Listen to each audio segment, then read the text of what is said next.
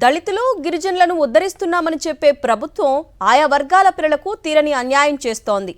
SC ST విద్యార్థుల కోసం చాలా ఏళ్ల క్రితం తెలంగాణ సర్కార్ కొన్ని ప్రైవేట్ స్కూల్స్ ను ఎంపిక చేసింది.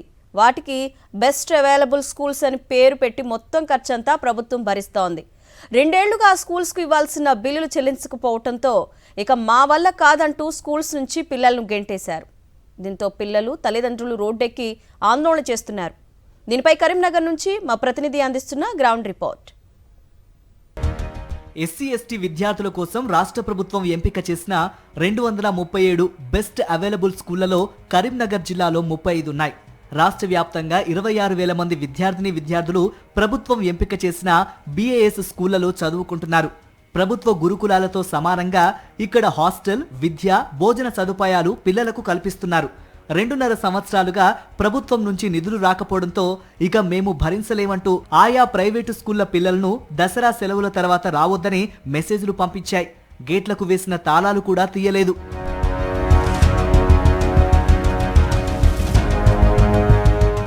అటు ప్రభుత్వ నిర్వాహకంతో స్కూలు తెరవకపోవడంతో దిక్కుతోచని విద్యార్థులు, వారి తల్లిదండ్రులు రోడ్డెక్కారు. మంగళవారం నాడు కరీంనగర్ కలెక్టరేట్ దగ్గర ధర్నాకు దిగారు. ప్రభుత్వం ఈ తరహా స్కూలు పెట్టినందునే తమ పిల్లల్ని ఇక్కడకు పంపించామని, ఇప్పుడు స్కూళ్లకు బిల్లులు చెల్లించకుండా పిల్లల్ని రోడ్డు పాలు చేశారని మండిపడుతున్నారు పేరెంట్స్. మేము మా ఇళ్లలో ఉన్న వాళ్ళకి మీరు స్కీమ్ పెట్టడం వల్ల మేము ఇక్కడ దాకా వచ్చినాం. మమ్మల్ని సఫర్ చేయకుండా స్టడీ చేసే పిల్లల్ని కూడా సఫర్ చేస్తున్నారు. మీరు రిలీజ్ చేయలేనప్పుడు, మీరు అమౌంట్ పే చేయలేనప్పుడు ఎందుకు ఈ స్కీమ్ పెట్టిర్రు? పేదవాళ్ళతో ఎందుకు ఆడుకుంటున్నారు? అసలు మేము అడిగామా మిమ్మల్ని పెట్టమని? అడగలేదు కదా. ఎందుకు మీరు ఈ స్కీమ్ పెట్టడం, ఎందుకు పే చేయకుండా ఉండడం? పిల్లల భవిష్యత్తుతో ఆడుకుంటున్నారు. కలెక్టర్ ఆఫీస్కి వెళ్ళాము, అక్కడ అప్లై చేసి ఫామ్ ఇస్తుంటే వాళ్ళు తీసుకోలేదు. మేము తీసుకున్న మూలకు పారేస్తామమ్మా అని చెప్తున్నారు. అంటే మీరు స్కీమ్ పెట్టేటప్పుడు అప్లికేషన్ ఫామ్ తీసుకున్నారు కదా, ఇప్పుడు మేము ఇస్తే ఎందుకు తీసుకొని అంటున్నారు? ఒకవేళ మీరు కట్టలేని అనుకున్నప్పుడు ఈ స్కీమ్ పెట్టకుండా ఉండాల్సింది. సరే 1-2 ఇయర్స్ అయింది కదా, 2 ఇయర్స్ పే చేయనప్పుడు ముందే మాకు క్లియర్గా సమ్మర్ హాలిడేస్లోనే చెప్పు ఉండాల్సింది. అప్పుడు మేము జాగ్రత్త పడి ఉంటాం కదా. ఇప్పుడు స్కూల్స్ స్టార్ట్ అయ్యి బుక్స్ తీసుకొని అన్నీ తీసుకున్నాక మధ్యలో పిల్లల్ని రానివ్వకుండా చేస్తే మేము ఎక్కడికి వెళ్ళాలి? మా పాప ఫస్ట్ ఇయర్, గత 2 సంవత్సరాల నుండి డబ్బులు వేస్తలేదట. మరి ఈ సంవత్సరం కూడా పెట్టకపోతే మేము అప్లై చేసే వాళ్ళం కాదు కదా. నిన్న నుంచి మెసేజ్ వస్తున్నాయి, స్కూల్ని పంపించకండి సీట్ వచ్చిన వాళ్ళని. ఇది అన్యాయం. ఆల్రెడీ సీట్ వచ్చినాక 1 మంత్ అట్లా వేస్ట్ అయిపోయింది. సీట్ రాక లేట్ అయింది. మళ్ళీ బుక్స్ మమ్మల్ని తీసుకోమన్నారు, బుక్స్ తీసుకున్నాం. ఎగ్జామ్ ఫీజు మాదే, వ్యాన్ ఫీజు మాదే. ఓన్లీ మీరు ఒక స్కూల్ చెప్పేటందుకు ఫీజు ఇస్తా అన్నారు. అది కూడా కరెక్ట్ ఇస్తే అయిపోతుంది కదా. పిల్లల భవిష్యత్తు కూడా ఆలోచించాలి కదా మీరు. ముఖ్యంగా ఉమ్మడి కరీంనగర్ జిల్లాలో 35 స్కూల్స్ ఉంటే కరీంనగర్లోనే 15 స్కూల్స్ ఉన్నాయి. ఈ క్రమంలో ఇక్కడ 20 కోట్ల రూపాయలు రావాల్సి ఉంది. ఈ క్రమంలో మొత్తంగా విద్యార్థులు నిన్నటి నుంచి గెంటి వేశారు. ఈ గెంటివేతతో అకాడమిక్ ఇయర్ మధ్య సంవత్సరంలో మొత్తంగా వాళ్ళ చదువుల పరిస్థితి ఏంటి, వాళ్ళ బతుకుల పరిస్థితి ఏంటి అనేది ఒక ప్రశ్నగా మారింది. ఈ నేపథ్యంలో ఒక్కసారి మనం ఈ విద్యార్థుల తల్లిదండ్రులు, విద్యార్థులు ఎందుకు ఆందోళన చేస్తున్నారో కనుక్కునే ప్రయత్నం చేద్దాం. ఎందుకు ఆందోళన చేస్తున్నారు మీరు? నన్ను స్కూల్ నుంచి తీసేస్తున్నారు. స్కాలర్షిప్లు వస్తలేవు అని 3 సంవత్సరాల నుంచి స్కాలర్షిప్లు వస్తలేవు. ఇప్పుడు ఎప్పటి నుంచి మిమ్మల్ని స్కూల్కు రావద్దన్నారు? ఇప్పుడు వద్దంటారు, అడ్మిషన్ తీసుకొని వెళ్ళమంటారు వేరే స్కూల్కి. గత 2 సంవత్సరాల నుంచి మా పిల్లలు ఎస్సీ ఎస్టీ విద్యార్థుల పిల్లలకు స్కాలర్షిప్లు కానీ, హాస్టల్ ఫీజులు కానీ, ట్యూషన్ ఫీజులు కానీ చెల్లించకపోవడంతో ప్రైవేట్ యాజమాన్యం వారిని స్కూల్ నుంచి గెంటేసారు. గేటు తాళం వేసుకొని వాళ్ళు నోటీసులు ఇష్యూ చేసి వారిని స్కూళ్ళకు అలో చేయకుండా మమ్మల్ని ఈ బడి బయట ఉంచుతారు. ఈ రాష్ట్రంలో 26,000 మంది విద్యార్థులు ఇప్పుడు ఈరోజు ప్రజెంట్ నిన్న ఇయ్యాల స్కూల్ బయట ఉన్నారు. దానికి కారణం ఏమంటే ఈ ప్రభుత్వం వారికి కేటాయించిన నిధులను వారికి సక్రమంగా ఖర్చు పెట్టకపోవడం వల్లనే వారిని స్కూల్ లోపలికి రానియకుండా వాళ్ళ విద్యాబుద్ధులకు దూరంగా ఉంటూ వాళ్ళు ఎంతో నరకాన్ని అనుభవిస్తున్నారు. మా ఎస్సీ ఎస్టీ విద్యార్థుల మీద ఇంత ప్రభుత్వానికి ఇంత వివక్ష ఎందుకు సార్? అది అర్థమైతలేదు. ఎన్నో స్కీములు ఉన్నాయి సార్, ఎన్నో స్కీములు ఉన్నాయి, కానీ మా దళితులకు వచ్చే స్కీములు మాత్రం ఇట్లా ఎందుకు చేస్తున్నారని చెప్పి మా ఆవేదన సార్. తప్పకుండా మాకైతే ఈ బిల్లులు అనేది రిలీజ్ చేయాలి. మా పిల్లలు అనేది భవిష్యత్తు అనేది ప్రశ్నార్థకంగా ఉన్నది సార్. తప్పకుండా మాకు బిల్లు రావాలని చెప్పి సార్ మేము డిమాండ్ చేస్తున్నాం సార్. ఇది ముఖ్యంగా ఇక్కడ ఎస్సీ ఎస్టీల మీద ఈ వివక్ష ఎందుకు అని చెప్పేసి పిల్లల పైన వీళ్ళు ప్రశ్నిస్తున్నారు. ముఖ్యంగా ఇది ఒక పెద్ద సామాజిక సమస్యగా మారింది. ఈ సామాజిక సమస్య పైన ప్రభుత్వం పూర్తిగా ఉదాసీనంగా, నిర్లక్ష్యంగా వ్యవహరించాలని మాత్రం వీళ్ళు తప్పుపడుతున్నారు. ఖచ్చితంగా వెంటనే బిల్లులు మంజూరు చేయాలని చెప్పేసి వీళ్ళు డిమాండ్ చేస్తున్నారు. అయితేనే ఈ రోడ్డెక్కిన పిల్లలంతా కూడా మళ్ళీ తిరిగి స్కూల్కు వెళ్ళే అవకాశం ఉంటుందని చెప్పేసి కూడా వాళ్ళు ప్రాధేయపడుతున్న దృశ్యాలను, ధర్నా చేస్తున్న విజువల్స్ను మనం ఇక్కడ కలెక్టరేట్ వద్ద చూస్తున్నాం. బెస్ట్ అవైలబుల్ స్కూల్స్ నిర్వహణ కమిటీకి కలెక్టర్ చైర్మన్ గా వ్యవహరిస్తున్నారు. ఇప్పటికే ప్రైవేటు యాజమాన్యాలు కలెక్టర్తో సహా వివిధ శాఖల మంత్రులను కలిసి తమకు రావాల్సిన బకాయిలు విడుదల చేయాలని కోరారు. మొత్తం 250 కోట్లు బకాయిలున్నాయి. టీచర్లకు జీతాలు ఇవ్వలేక, పిల్లలకు భోజనాలు పెట్టలేక చాలా ఇబ్బంది పడుతున్నామని, అందుకే సెలవుల తర్వాత ఓపెన్ చేయలేదని బీఎస్సీ రాష్ట్ర కార్యదర్శి యాదగిరి శేఖర్ రావు చెప్పారు. మరింత సమాచారం మా ప్రతినిధి రమణ అందిస్తారు.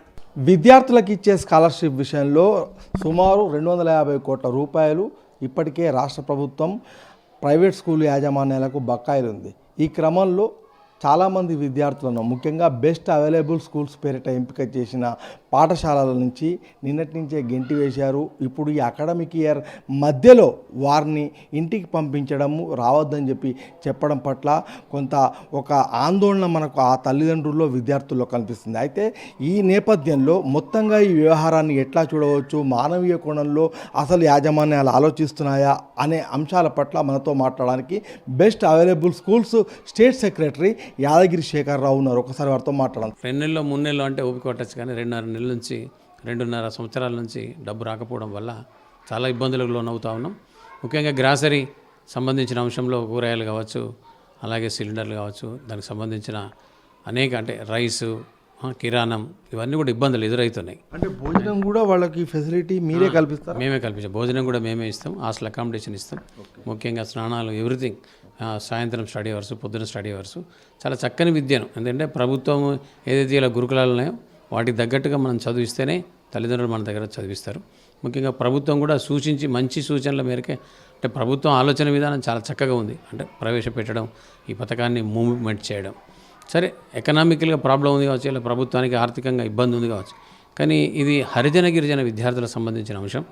ఇది చదువుకు సంబంధించిన అంశం. అంటే రాబోతరంలో ప్రపంచానికి, భారతదేశానికి ఒక గొప్ప వనరుల రిసోర్స్ పర్సన్స్గా అందించాలి. కాబట్టి వాళ్ళపైన ఎఫెక్ట్ పడకూడదు, తల్లిదండ్రులు కూడా ఇబ్బంది పడకూడదు. సేమ్ టైం టీచర్లు కూడా ఇలా జీతాలు లేక మొన్న దసరాకు చాలామంది టీచర్లకు మేము సాలరీస్ ఇవ్వలేకపోయినాం, వర్కర్స్ కూడా సాలరీస్ ఇవ్వలేకపోయినాం, రెంట్స్ కట్టలేకపోయినాం. ఫినాన్స్లు కూడా వచ్చి అన్నీ ఇలా ఇంటి కూడా వచ్చి కూర్చుంటున్నారు.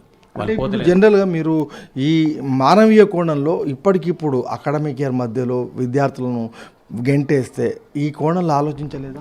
మేము విద్యార్థులను గెంటేయట్లేదు, పాఠశాల తీయలేదు, పునఃప్రారంభం చేయలేదు. వసతి గృహాలు ఏదైతే ఉన్నాయో వాటిని తీయలేకపోతున్నాం. ఎందుకు తీయలేకపోతున్నా, తాళం తీస్తే పిల్లలు వస్తారు, పిల్లలు వస్తే కూరగాయలు తీసుకురావాలి, అట్లాగే రైస్ తీసుకురావాలి, అట్లాగే కిరాణం తీసుకురావాలి, కరెంటు బిల్లు కట్టాలి. అక్కడక్కడ కరెంట్లు కూడా కట్ అయి ఉన్నాయి, వాళ్ళు బిల్లు కట్టలేక. మరి మనం అవన్నీ చేయాలంటే, రీఓపెన్ చేయాలంటే మొదలు నా దగ్గర డబ్బు ఉండాలి. డబ్బు లేదు కాబట్టి రీఓపెన్ ఈ విషయం మీరు ప్రభుత్వం దృష్టికి, అధికారుల దృష్టికి, కలెక్టర్ దృష్టికి తీసుకెళ్లారా? తీసుకెళ్ళాం. మేము అందరు మంత్రుల దగ్గరికి వెళ్ళినాం, ప్రభుత్వానికి వెళ్ళినాం, సీఎం గారికి తెలుసు, అందరికీ తెలుసు. ఇంటెలిజెన్స్ రిపోర్ట్ కూడా పోయింది, అందరికీ తెలుసు. సెక్రటరీ, సోషల్ వెల్ఫేర్ సెక్రటరీ గారికి చెప్పినాం, ట్రైబల్ వెల్ఫేర్ చెప్పినాం, డిఓలకు చెప్పినాం. అందరికీ కూడా గత 3-4 నెలల నుంచి చెప్తున్నారు. మంత్రి గారు కూడా హామీ ఇచ్చారు. మరి దీనికి సంబంధించిన సాంఘిక సంక్షేమ మంత్రి గారు అడ్లూరు లక్ష్మణ దీనికి హామీ ఇచ్చారు. 1 నెలలో 2 నెలలు అన్నారు. వారు కూడా మ్యాక్సిమం ట్రై చేస్తున్నారు. ఇప్పుడు మా ముఖ్యంగా ఫినాన్స్ మినిస్టర్ కూడా కలిసినాం, అట్లాగే చాలామంది మంత్రులు కలిసినాం. ఇప్పుడు మేము ఏది పాఠశాల ఓన్లీ గెంటేస్తలేం, అది ఆ పదం కాదు. ఇక్కడ జనరల్గా పాఠశాల తీస్తే రైస్ తీసుకురావాలి ఫస్ట్, అట్లాగే కూరగాయలు తీసుకురావాలి, అలాగే కిరాణా సామాన్ తేవాలి, అలాగే టిఫిన్స్ తీసుకురావాలి. వాళ్ళకి పెట్టడానికి ఒక 100 మంది జమ అయినప్పుడు వాళ్ళందరికీ పొద్దున్న లేవగానే టీ ఇవ్వాలి, టిఫిన్ ఇవ్వాలి, మధ్యాహ్నం లంచ్ ఇవ్వాలి. పిల్లల్ని నిండబెట్టలేం కదా, కాబట్టి పాఠశాలలు తీయలే. ఇప్పుడు మీ డిమాండ్ ఏంటి? మాకు ఎంత తొందరగా పైసలు ఇస్తే అంత తొందరగా పాఠశాలలు ఓపెన్ చేస్తాం. మొత్తంగా ఇప్పుడు విద్యార్థులంతా కూడా నడి రోడ్డుపైకి వచ్చారు. వాళ్ళ అకాడమిక్ ఇయర్ మధ్య సంవత్సరంలో వాళ్ళ చదువు ఏంటి, వాళ్ళ బతుకేంటి అనే ఆందోళన కూడా మనకు అటువైపుగా కనిపిస్తుంది. పేద విద్యార్థుల చదువు కోసం ఉద్దేశించిన బెస్ట్ అవైలబుల్ స్కూల్స్ విధానంలో వారికి చెల్లించాల్సిన స్కాలర్షిప్స్ ను 2.5 ఏళ్లుగా చెల్లించడం లేదు. ఎన్నిసార్లు సర్కారుకు మొరపెట్టుకున్నా బకాయిలు రాకపోవడంతో పాటు విద్యార్థుల హాస్టల్ ఫుడ్, ఇతర అవసరాలకు అప్పులు చేయాల్సి రావడంతో యాజమాన్యాలు చేతులెత్తేశాయి. చివరకు దసరా సెలవుల తర్వాత గేట్లకు వేసిన తాళాలు తీయకుండా విద్యార్థులను రోడ్డు మీదే నిలబెట్టాయి. దళిత, గిరిజన విద్యార్థులకు మేలు చేసేందుకు ప్రారంభమైన ఈ విద్యా విధానం ఇప్పుడు వారిని రోడ్ల పాల్చేయడం ఓ విషాదం. ప్రభుత్వం ఇప్పటికైనా రోడ్డు పాలైన విద్యార్థుల మొర ఆలకించి వెంటనే బకాయిలు చెల్లించాలని ఆశిద్దాం.